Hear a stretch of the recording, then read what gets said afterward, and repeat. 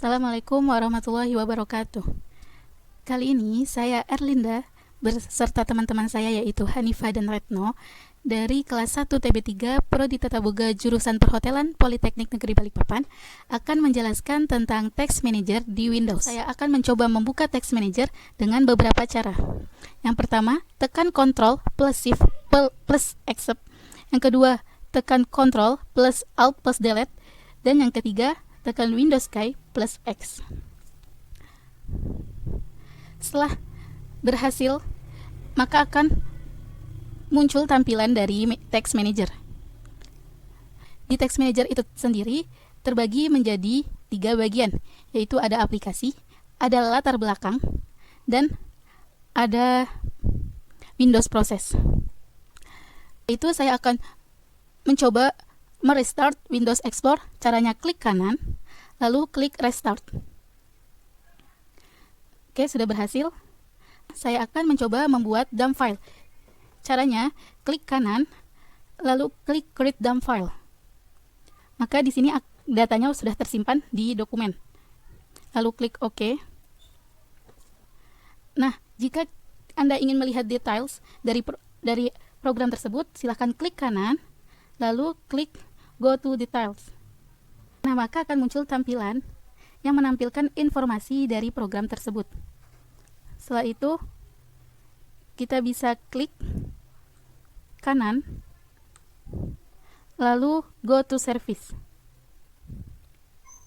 Maka akan muncul tampilan seperti ini. Di sini ada tulisan status. Jika status itu bertulisan stop, maka program itu sedang tidak berjalan. Namun jika program tersebut bertuliskan running, maka program tersebut sedang berjalan. Oke, mungkin itu saja dari saya. Terima kasih. Ya, jadi di sini saya akan menjelaskan bagian 2, yaitu tab kinerja dan app history. Pertama-tama kita akan membuka dulu Task Manager, dari taskbar ke kanan, lalu Task Manager. Nah, di bagian sini kita akan melihat grafik dari CPU, memori, disk, WiFi, dan GPU. Nah, di CPU ini, laptop milik saya, tipenya Intel Celeron CPU N3350. Lalu di bagian bawah sebelah kanan, kita bisa melihat ada kecepatan dasar, socket, force, logical processor, virtualization, L1 cache, L2 cache. Lalu di sebelah sini ada utilisasinya, kecepatannya 2,3 puluhan GHz, lalu prosesnya 190, utasnya 1917, dan pegangannya sekitar 76 ribuan.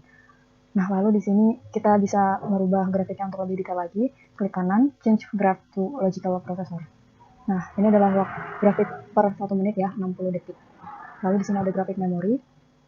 Kita bisa melihat seberapa banyak memori yang kita sedang gunakan di laptop kita. Nah, milik saya sekitar 4 GB saja. Dan ini ada page full dan non-page full. Lalu di sini ada grafik disk. Dan di sini ada grafik WiFi yang sering kita gunakan per 1 menit. Lalu ada GPU.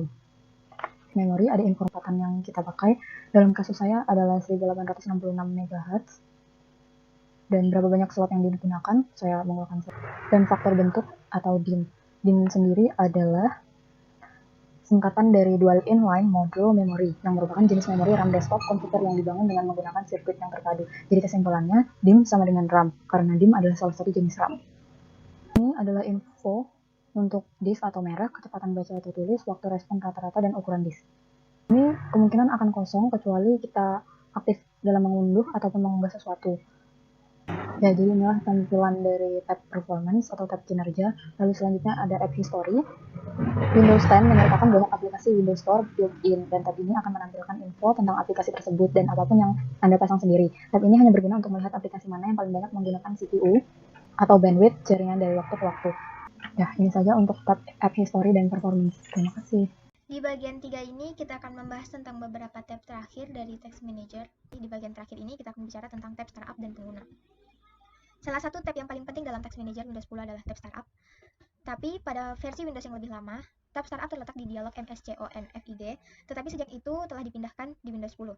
Anda dapat mendapatkan beberapa informasi tambahan tentang item startup yang belum pernah kami miliki sebelumnya. Kita buka startup.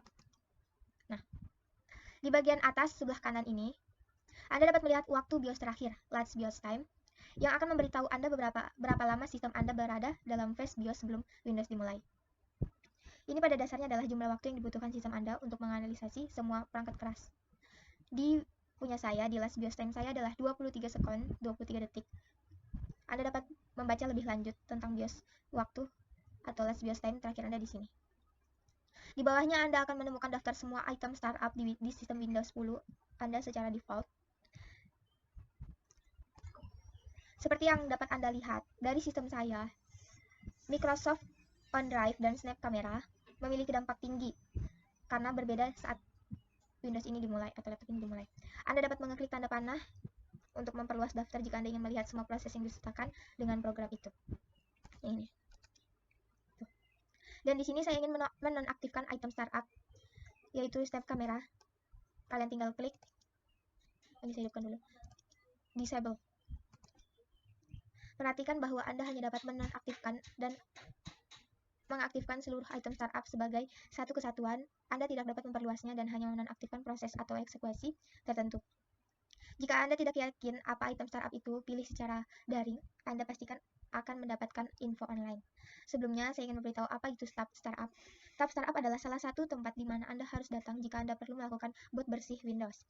Bot bersih Windows adalah teknik pemecah masalah di Windows yang membantu Anda melacak masalah ke program atau proses tertentu yang berjalan pada sistem Anda. Yang terakhir adalah kita akan membuka users atau tab pengguna. Tab terakhir ini, tab pengguna di Windows pada dasarnya memberitahu Anda proses mana yang berjalan untuk setiap pengguna pada sistem. Di sini, CPU saya adalah 40%, memori saya ada 200-an MB, disk saya adalah 0,5 MB per S, network saya 0 Mbps, dan GPU-nya saya adalah 0%. Ini benar-benar hanya berguna jika Anda benar-benar memiliki banyak pengguna di PC Windows Anda. Jika tidak, itu hanya daftar akun Anda dan menunjukkan kepada Anda informasi yang sama yang akan Anda lihat di kinerja tab. Namun, jika Anda memiliki beberapa pengguna yang masuk dan pengguna lain tidak menutup sebuah program, Anda akan dapat melihat dengan cepat jika program tersebut menggunakan sumber daya di PC. Jika Anda seorang administrator, Anda juga dapat mengakhiri tugas dari pengguna lain. Dengan demikian membebaskan sumber daya tersebut, tentunya ini dapat menyebabkan kehilangan data untuk pengguna lain. Jadi berhati-hatilah ketika membunuh proses dari pengguna lain. Jadi itu tentang semua yang ada di Task Manager di Windows 10. Sudah ada selama beberapa dekade dan memang harus begitu. Ini memberikan banyak informasi berguna tentang PC dan sistem Anda secara real time, dan itu bisa sangat membantu ketika Anda ingin memecahkan masalah. Sekian dari presentasi saya tentang Task Manager yang bagian ketiga. Kurang dan lebihnya saya mohon maaf. Sekian dari saya.